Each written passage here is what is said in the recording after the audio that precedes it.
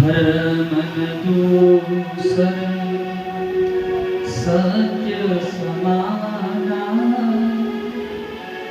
आगम निगम पुराण कथा, श्री राम जय जय राम, श्री राम जय राम, जय जय राम। तुलसी बाबा लिख रहे हैं आदि मध्य और अंत तक वो भी वर्णन कर रहे हैं कि जीवन में अगर कुछ बात सत्य है तो वही है कि धर्म की कोई बात नहीं है तो उन्होंने कहा एक ही बात कि सत्य ही धर्म है और धर्म ही सत्य है। दूसरे श्लोक में लिख रहे हैं शिवदम शिवम ददाति कल्याणः इति शिवदम, जो भगवान सबको कल्याण प्रदान करवाने वाला है, जो भगवान सबको सुख प्रदान करवाने वाला है, ऐसे भगवान का नाम स्मरण किया। और तीसरे श्लोक में लिखा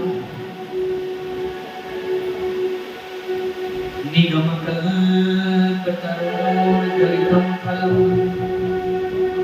सुखमुखादि अमृतद्रवसंयुतम् पिबत भागवतं रसमालयम् मौनभूरसिका भूयिवाहिता। ये श्रीमद् भागवत महापुराण क्या है, इसका उद्गम कहां से हुआ है, कैसे ये सदग्रंथ आप और हम तक पहुंचा है, तो वर्णन किया है। निगम कहते हैं, निगम कल्प तरोर, निगम कहते हैं वेद को, वेद का पर्यायवाची शब्द है निगम। वेद रूपी कल्प वृक्ष का फल है ये श्रीमद् भागवत महापुराण। तरोर गलितम फलम, लेकिन फल भी कैसा है, कच्चा नहीं है, पककर जो तैयार हो गया है ऐसा फल है ये श्रीमद् भागवत। अभी ये फल ऊपर टहनी पर लग रहा था, वहां से नीचे कैसे आया है, तो लिखा है सुखमुखात् अमृतद्रवसंयुतम्। सुखदेव जी महाराज के द्वारा ये रस, ये फल आपको हम सब पहुंचा। अब आप सोच लो कि महाराज फल पर लगा हुआ है, टहनी पर लगा हुआ है फल, तो फल की तो दो क्वालिटी होती है, दो प्रकार के होते हैं। दूर से देखकर अच्छा कोई फल आपको दे दिया जाए और कह दिया जाए कि भाई हाथ में पकड़ कर बताओ ये खट्टा है कि मीठा, बता सकते हो? हाँ?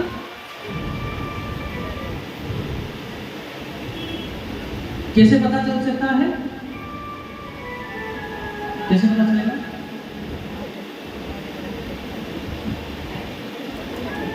कोई कुछ बोल नहीं रहा है, खाने पीने से पता चलेगा है, तो शर्माने की बात क्या है,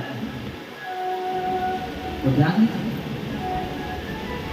आपकी जो जिह्वा है ना, इसमें भी पता कब चलता है, आपकी जो आगे का जो तीखा नोक है ना जीवाणु का, जिह्वा का, उस पर अगर कोई चीज स्पर्श होगी तब ही पता चल सकता है। और उस पर स्पर्श नहीं हुई, आगे जाकर कोई वस्तु गिर गई तो आप उसका भी अनुमान नहीं लगा सकते वो खट्टा है कि मीठा। नहीं विश्वास होता है तो बता देते हैं। डॉक्टर दवाई देता है तो कहाँ डालते हो, इसे उठा करके यहाँ अंदर उठा कर यहाँ डाल कर, और जैसे पानी को अंदर जा, कभी जीवा के बीच में भी अटक जाएगी तो भी स्वाद नहीं आएगा, लेकिन जब ये आगे का जो भाग है इस पे स्पर्श हुआ तो तुरंत स्वाद पता चल जाता है कि ये खट्टा है।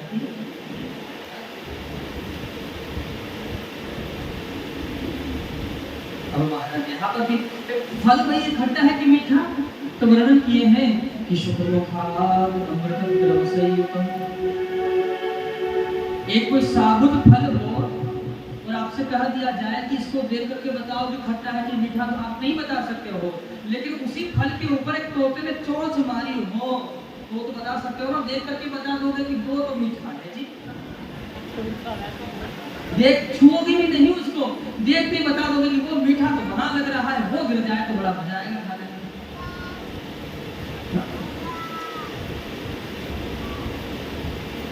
तो इस फल के ऊपर भी सुखदेव रूपी तोते ने चोंच मारी है, इसलिए ये खट्टा तो हो ही नहीं सकता है, मीठा ही है। लेकिन इसको पान करना है तो कैसे? मुख से पान नहीं करना है जी, इसे मुख से तो ये रस पिलाया जाता है, इसे कैसे पान करना है? बोले अपने कानों के द्वारा पान करना है, अपने कर्णरंध्र के द्वारा इस रस को पान करना है। और कब तक पान करना है? मोहर सीता हुई बाहु कहा, एक बार नहीं, दो बार नहीं, जब तक आप इस रस को पान कर सकते हो अपने जीवन में, उतनी बार इस रस को पान करें। कि है ज्ञान की ये गंगा, ऋषियों की अमर वाणी, है ज्ञान की ये गंगा, ऋषियों की अमर वाणी, है ज्ञान की गंगा, ऋषियों की अमर वाणी, है ज्ञान की ये गंगा, ऋषियों की अमर वाणी, है ज्ञान की गंगा, ऋषियों की अमर वाणी। पंचम वेद यही है, पंचम वेद यही है, वो पंचम वेद यही है, पंचम वेद यही है, वो ये है कथा पुरानी, ज्ञान की ये गंगा, ऋषियों की अमर वाणी, ज्ञान की ये गंगा, ऋषियों की अमर वाणी, ज्ञान की ये गंगा, ऋषियों की अमर वाणी, ज्ञान की ये गंगा, ऋषियों की अमर, ऋषियों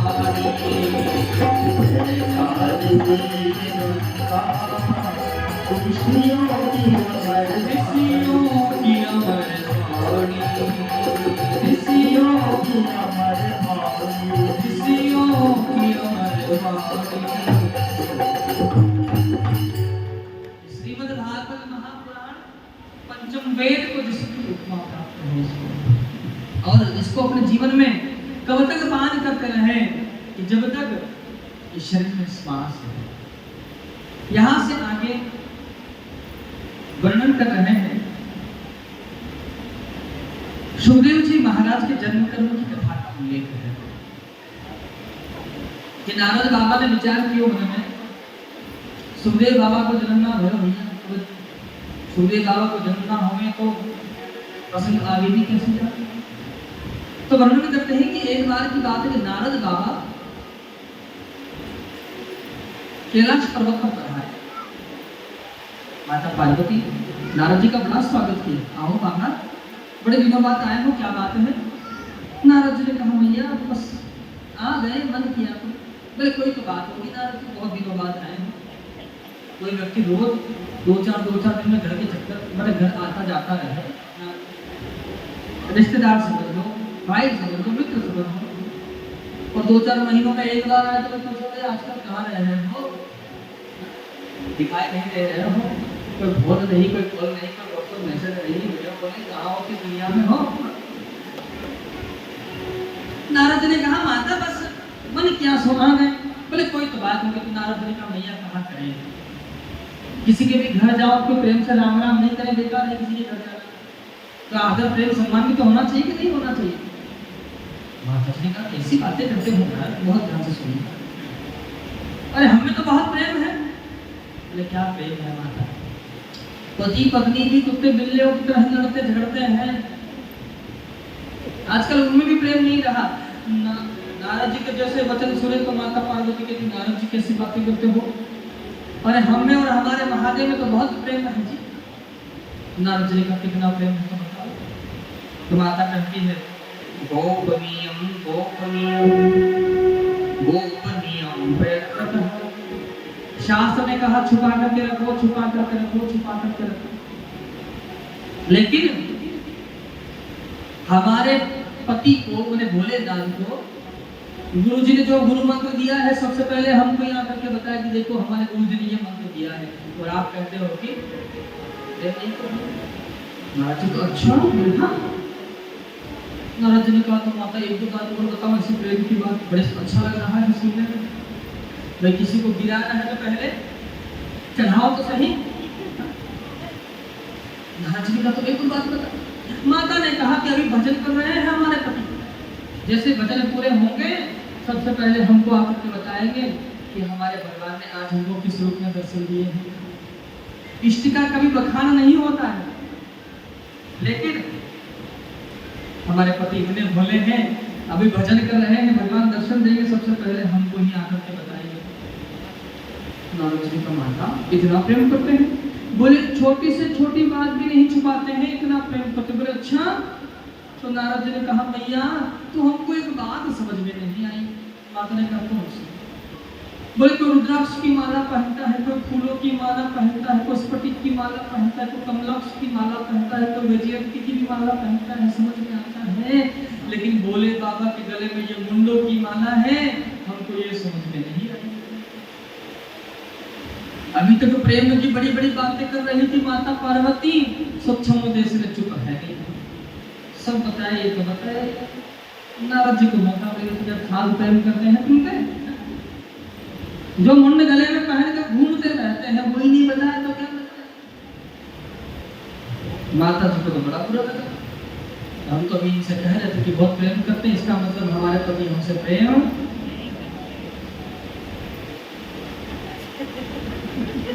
सुनिए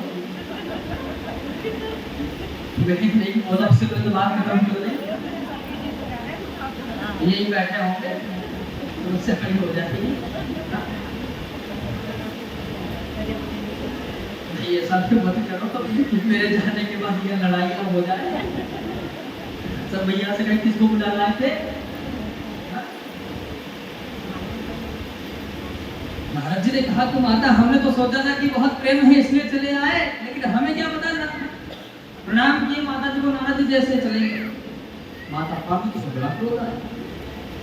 अब नारद जी दूर से जा रहे थे, भोले बाबा को दूर से ही प्रणाम किया, कहा बाबा भजन पूरे हो जाए तो टाइम से घर चले जाना, माता जी याद कर रही है आपको। नारद जी दूर से निकल गए। अब जैसे भोलेनाथ पधारे तो क्या देखा बाबा ने कि माता पार्वती कैलाश पर्वत में कहीं पर भी न मिली। पहले स्त्रियां रूठ जाती थी तो उनके लिए एक भवन होता था, उसका नाम होता था क्या? भवन। और उसकी कथा राम कथा में विस्तार से आती है। मैं तो कहूँ हर प्रकार के भवन बनाना, लेकिन ये मत बनाना बेटा। मुझे यहाँ का पता नहीं, लेकिन अयोध्या का पता है। माता राम जी की, प्रभु राम जी की माता जी गई थी, परिणाम 14 वर्ष के लिए अयोध्या सूनी हो गई थी। 14 वर्ष तक अयोध्या में कभी दीपक नहीं जलाए गए, कभी मंगल गान नहीं किया गया था। जब हमारे प्रभु नहीं तो मंगल गान किस चीज? जैसे जाकर के देखे तो भोले बाबा के रोम रोम खड़े हो गए। वो भवन में माता पार्वती बैठी, बोले देवी आप यहाँ? बोले हमसे बात ना करो। ठीक है। बोले क्यों?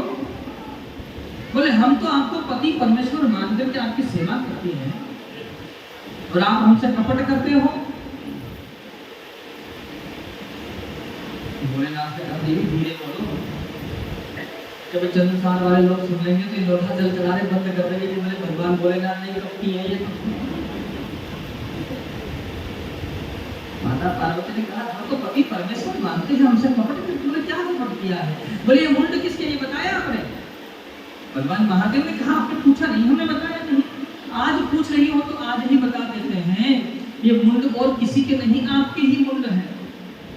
जब जब आपका जन्म होता है और आपका विवाह मेरे साथ होता है, और जब आप अपने लीला में जीवन में परिवर्तन लाती हो, हम आपसे इतना स्नेह करते हैं, प्रेम करते हैं कि आपकी याद मुझे हमेशा बनी रहे, तो आपके मुंड को धागे में पिरो करके अपने गले में धारण कर लेता हूँ देवी, आपको बोला। पार्वती जी बोली, आप कपटी नहीं हो प्रभु, आप तो महाकपटी हो। बोले बाबा ने कहा पोस्ट पर बना रही है। भोलेनाथ कहते हैं कैसे? तो माता पार्वती कहती है, मान लीजिए 10-50 बार मेरा जन्म मरण हो गया, तो 2-4 बार आपका भी तो होना चाहिए था, आप वैसे के वैसे ही। भोलेनाथ ने कहा हाँ, हमने अमर कथा का रसपान किया है। तो बोले वो कथा हमको भी रसपान करा देते तो हम भी अमर हो जाते हैं। तो भोलेनाथ कहते, देवी आपने कभी पूछा नहीं तो हमें बताया नहीं, आज पूछ रही हो तो आज ही सुना देते हैं। और यहाँ पर भगवान माता पार्वती को कथा श्रवण कराते हैं। माता पार्वती से कहा कि देवी जहाँ कोल किलोल हो रहा है वहाँ कथा नहीं हो सकती है। माता पार्वती ने एक भूखा दृष्टि डाली, जितने भी पशु पंछी यहाँ पर थे कैलाश पर्वत पर, वो सब अपने स्थान को छोड़ करके चले गए। भोले बाबा कथा सुना रहे हैं, माता पार्वती सुन रही है। कथा ऐसे नहीं हो रही थी, कल 2 बजे हुई 2 से 5, आज 1 से 4, कल फिर जैसा आपको समझ में आया ऐसे नहीं हो रही। 1 बजे से 4 बजे तक कथा चली, तो 1 से 4 जब कथा हुई है तो 4:05 पे ही अगले दिन की कथा प्रारंभ हो गई है। अखंड कथा चल रही है, इसमें एक क्षण का भी विश्राम नहीं। बलवान महादेव कहते, देवी जहां कथा समझ में आ जाए वहां ओम ओम शब्द का उच्चारण करते रहना। माता पार्वती का ठीक है, माता पार्वती ओम ओम शब्द का उच्चारण कर रही है और उसी समय एक शुभ पंछी आया उड़ता हुआ। ये गोलोक धाम में रहने वाला पंछी है। श्री राधा रानी की कृपा प्राप्त करके ये शुभ पंछी गोविंद और राधा रानी की कृपा प्राप्त करने के पश्चात यहाँ पृथ्वी पर जन्म लेने के लिए आ रहा है। इसलिए देखा थक भी गया हूँ, थोड़ा आराम कर लेता हूँ। आराम करने के लिए रुका तो क्या देखता है कि कथा चल रही है और कथा गाने वाला भी कौन है? परम वैष्णव भगवान श्री महादेव। बोले महादेव कथा सुना रहे हैं और कथा कौन सुन रहा है? बोले उनकी पत्नी कथा सुन रही है। तो बोले थोड़ी देर कथा सुन लेना चाहिए। ये भी कथा में आकर बैठ गया। अब इसने देखा क्या, 1 दिन हो गया, 2 दिन हो गए, 3 दिन हो गए, 4 दिन हो गए। जैसे ही सप्तम दिवस की कथा चल रही है, कृष्ण उद्धव संवाद की कथा आई कि माता पार्वती को नींद लग गई। शुभ पंछी ने देखा यहाँ हुंकार होना था और नहीं हुई, मतलब आप जैसे बोलते हो राधे राधे शब्द बोलते हो कथा में, जहाँ आपको समझ में आ गई वहां इशारा करते हैं। यहाँ हुंकार होना था और नहीं हुई, इसका मतलब जो सुनने वाला है वो सो गया। और अच्छा यहाँ सोचिए, यहाँ इतने भक्त कथा सुन रहे हैं, इधर वाले सो जाए तो इनको देख के कथा सुना दो, ये भी सो जाए तो इनको देख करके कथा सुना दो, ये भी सो जाए तो संगीत वाले ये तो रहेंगे, इनको देख करके कथा सुना दो। इतना ऑप्शन है और वहां केवल एक सुनाने वाला, एक ही सुनने वाला, और सुनने वाला भी सो जाए तो कथा आगे चल सकती है। कथा रुक गई, ऐसी स्थिति हुई कि कथा रुकने जैसी स्थिति हुई। तो शुभ पंछी ने क्या सोचा कि माता पार्वती के तो घर वाले कथा सुनाने वाले हैं, आज नहीं तो कल को फिर कथा सुन लेगी। अरे भोजन बनाते बनाते पूछ लेगी कि वो सुना रहे थे वो प्रसंग फिर से सुनाओ, तो उस समय हमने सुना नहीं। भोजन कराते कराते पूछ लेगी और हम तो सुनेंगे जी। इसने हुंकार शब्द बोलना प्रारंभ किया और जैसे 7 दिवस पूर्ण हुए हैं, भगवान महादेव ने जयकार लगाई है। बोल श्री बाल कृष्ण लाल की जय हो। जैसे जयकार की आवाज सुनी तो माता पार्वती की नींद टूट गई। कहा प्रभु, भगवान श्री कृष्ण ने उद्धव को क्या उपदेश दिया? जैसे ही ये बात कही है कृष्ण उद्धव संवाद की बात भोलेनाथ कहते देवी जे कथा तो कल ही पूर्ण हो गई, आज तो कथा का विश्राम हो गया है। कथा आपने नहीं सुनी तो कौन सुन रहा था? भोलेनाथ ने जाकर के देखा तो क्या देखते हैं, बर्फ के कारण बेचारा सुख पर ठिठुर रहा है ठंडी के कारण। कृष्ण उठाया और झपट पड़े उसका वध करने के लिए। शुभ पंछी ने सोचा भैया भागो, नहीं तो भोलेनाथ एक पंछी के दो पंछी बना देंगे। चीचिहाता हुआ बेचारा भागा है। कैलाश पर्वत से नीचे आते समय एक स्थान पड़ता है जिसका नाम है सम्याप्राश। ये वेदव्यास जी महाराज का स्थान है। वेदव्यास जी महाराज की धर्मपत्नी है जिनका नाम है माता श्री विटका देवी। कहां पर उन्हें अरणी देवी कहकर भी संबोधित किया गया है। माता भोजन और स्नान के पश्चात अपने केशों को सुखा रही थी। जैसे ही उबासी आई, सूक्ष्म रूप बना करके वो शुभ पंछी माता के मुख से होकर के गर्भ में जाकर के बैठ गया। अब भोलेनाथ हाथ में त्रिशूल लेकर के आए। कैलाश पर्वत से सम्याप्राश की दूरी तय की ना। अच्छा, एक तो आप चल रहे हैं और एक आप उड़ने वाले पंछी के बराबर दौड़ रहे हो, तो फर्क तो होगा ना दोनों में। तो भोले बाबा जैसे आए, इतनी दूरी तय किए, तो कैसा स्वरूप है भोले बाबा का?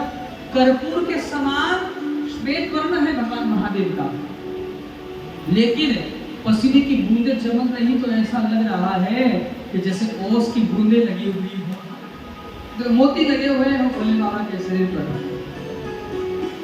भोले बाबा आए हैं, राज्य के शिष्यों ने देखा वह स्वरूप है भगवान श्री महादेव का। कर्पूरी गौरम करुणावतारम संसार सारम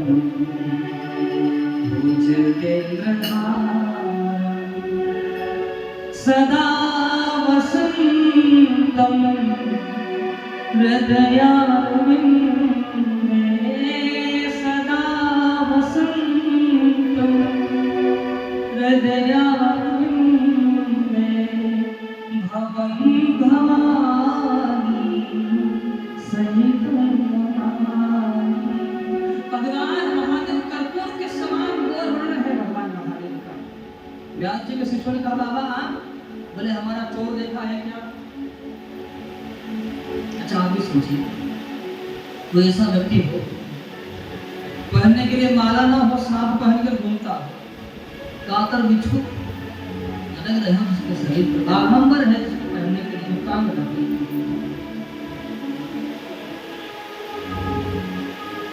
जटाओं में जो माता गंगा का समावेश है, सर होने का झमेला नहीं है। समंदर बड़ा, नदी बड़ी, इतना जल है, स्रोत है, और ऐसे जिसकी गाड़ी भी इतनी बढ़िया हो ना, थार हो, फॉर्च्यूनर हो, तो समझ में आए। बेल है, नदी की व्यवस्था है, जब चाहो पानी पियो, नदी के किनारे खूब घास चलो, आराम से खूब चलो, डीजल पेट्रोल की भी समस्या नहीं है। ऐसे व्यक्ति के वहां कभी चोरी हो सकती है जिसके रहने का मकान ना हो। कैलाश पर्वत पर वैसे ही रहते हो जो, हाँ, ऐसे व्यक्ति के यहाँ कभी चोरी हो सकती है? क्या ले जाए? कोई मदारी हो तो भले सांप ले जाए, उनका डमरू और सांप ले जाए तो खेत दिखाने में काम आएगा, वो तो कोई उपयोग है। किसान व्यक्ति को तो पेड़ ले आए, इससे ज्यादा और चुराने का क्या है? बोले बाबा क्या चुराए है, चोर कौन है? बोले एक पंछी है। व्यास जी के शिष्यों ने सोचा कि बाबा का दिमाग, अरे एक पंछी क्या चुरा लेगा? आम का बगीचा होगा, एक फल खा लेगा। मिर्ची लगाई होगी तो एक मिर्ची का गुच्छा खा लेगा, ज्यादा से ज्यादा क्या खाएगा एक पंछी? उसको मारने के लिए आप यहाँ से आप हजारों किलोमीटर दूर दौड़ लगा दो, 20 किलोमीटर दौड़ लगा दो, ये तो मूर्खता का ही कार्य है। बोले बाबा ऐसा क्या हो गया? बोले उसने मेरी कथा सुनी है। तो बोले कथा सुनने से क्या होता है? बोले जो कथा सुनता है वो, मेरी कथा जो सुनता है वो अमर हो जाता है। अब व्यास जी के शिष्यों ने कहा बाबा उस पंछी ने कथा सुनी? बोले हाँ, पर पक्का सुनी है कथा। तो क्या वो पंछी तो अमर नहीं हुआ होगा कि हो गया होगा? अब भोले बाबा सोच रहे हैं कि हम तो जिसको मारने के लिए आए वो तो अमर हो गया है, हम मारेंगे भी तो कैसे उसको।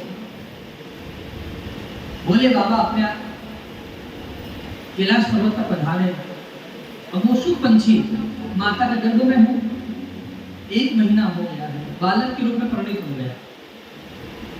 1 महीने हो गए, 2 महीने हो गए, 9 महीने हो गए, 1 वर्ष हो गया, लेकिन गर्भ से बाहर ही नहीं आता। डर है, बाहर जाएंगे तो भगवान महादेव तो मार के आगे तो गुरु भी मारते हैं, वही तो पंछी का बेचारा। और बाहर निकलेंगे तो भोले बाबा छोड़ेंगे नहीं। 2 बरस हो गए, 9 बरस हो गए, लेकिन गर्भ से बाहर, पहले महीने थे अब वर्षों में बात आ गई। 12 वर्ष हो गए हैं। व्यास जी ने कहा बेटा तुम ज्ञानवान हो, गर्भ से बाहर क्यों नहीं आते? बोले पिताजी बाहर आने में तो अभी आ जाएं, लेकिन शंकर भगवान मारेंगे। शिव की आराधना की है बाबा ने, भगवान महादेव ने अभयदान दिया, कहा बेटा तुम तो उसी दिन अमर हो गए थे जिस दिन आपने मेरी कथा सुनी थी। 12 वर्ष पश्चात सुखदेव बाबा का यहाँ पर जन्म होता है। और सुखदेव जी महाराज सुखदेव जी महाराज वन के लिए प्रस्थान कर गए हैं। पुत्र को मनाने के लिए व्यास जी महाराज पधारे हैं, लेकिन लौटा करके लाने में असमर्थ रहे। व्यास जी अनमने भाव से अपनी परम कुटिया में बैठे हैं। नारद जी महाराज आए। नारद जी ने कहा बाबा क्यों उदास बैठे हो? तो व्यास जी ने कहा मैंने एक वेद के 4 वेद बनाए हैं, 6 शास्त्र बनाए हैं, 17 पुराण बनाए हैं, कहीं मैंने तीर्थों का गान किया, कहीं मैंने व्रतों की महिमा गाई है, लेकिन मुझे शांति नहीं मिली। ध्यान दीजिए, पूरे जगत में घूम लीजिए, आपको शांति कहीं मिल नहीं सकती है। शांति केवल आपको भगवान के चरणों में ही मिल सकती है। जो सुख पा